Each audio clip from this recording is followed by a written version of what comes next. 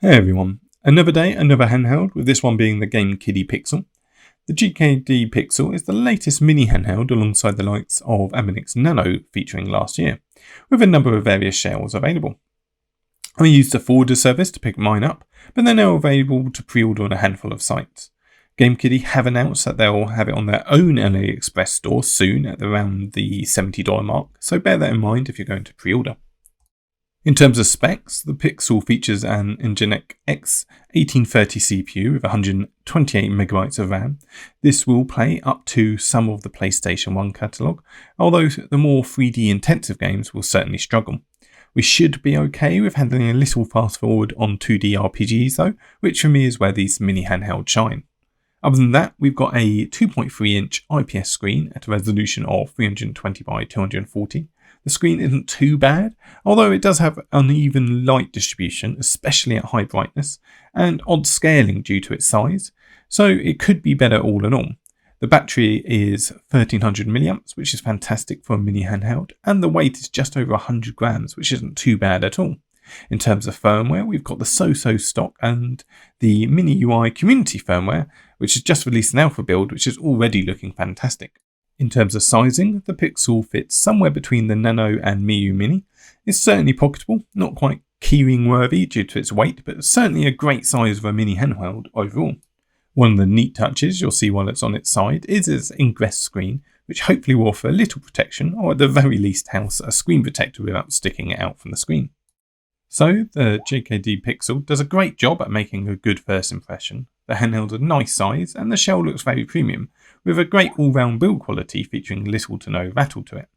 There are some neat additions with its design, but some do take a bit getting used to, like the power indicator, which is for me is one of those things that is a great idea in principle, but too bright to always have on. I wish it would just light up with a touch of the power button and then go away after a short time.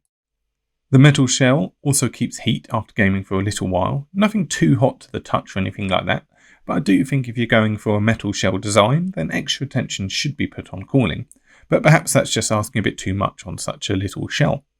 But overall, the first impressions are pretty good with the Pixel, there's just a few immediate niggles. In terms of controls, the D-pad is incredibly forgiving in terms of its feel, with a loose housing to it that makes it relatively easy to pull off arc movements. Too easy for my personal preference, but I can certainly feel like it's been fine-tuned for one-hand playing, which is certainly my general use case for micro handhelds anyway. On the same kind of note, the buttons have very high treble, with a mix between slightly loose housing alongside a tight press to them. I personally find it quite odd to get used to, especially with precision input, but it's one of those things that has been tailored for miniature play, and it does make for a perfect Pokemon gaming handheld experience. What is a tad frustrating is both the buttons and D-pad, but especially the D-pad, are quite loud to operate, especially with fast inputs, so this, combined with a super bright power indicator, doesn't make it for one to play in a quiet room or at night. The good news is though, that the Pixel is easy to play one-handed, so with the slightly bigger screen compared to other micro handhelds, the Pixel does make for a good 2D RPG machine. The worst aspect to the controls are definitely the shoulder buttons, with them being not very responsive or easy to press, especially the L2 and R2 buttons. They are serviceable when allotting them to quick buttons like fast forward toggling or saving, but in actual gameplay, they're just a pain to use effectively.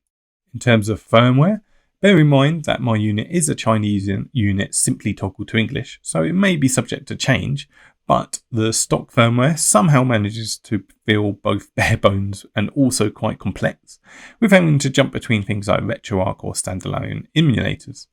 Performance isn't actually too bad all in all, but some options like Wi-Fi are there just unnecessarily. Sleep doesn't work, mistranslations and bits like that just stop it from being something you enjoy using. With that said though, the MiniUI custom firmware is already in alpha state and works really lovely with a quick shutdown, super quick booting and sensible scaling that easily makes it my recommendation option for the Pixel.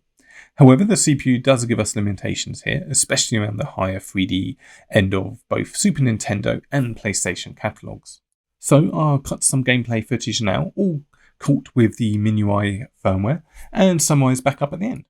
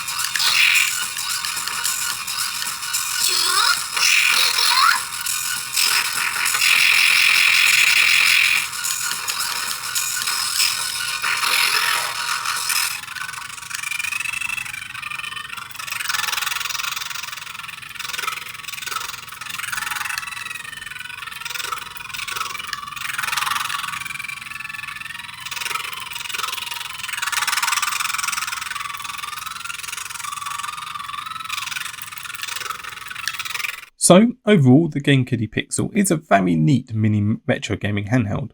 There are certainly some things I'd like to see improved. The screen isn't amazing and I wish the power indicator could be toggled off and on, and the shoulder buttons really do let the rest of the controls down.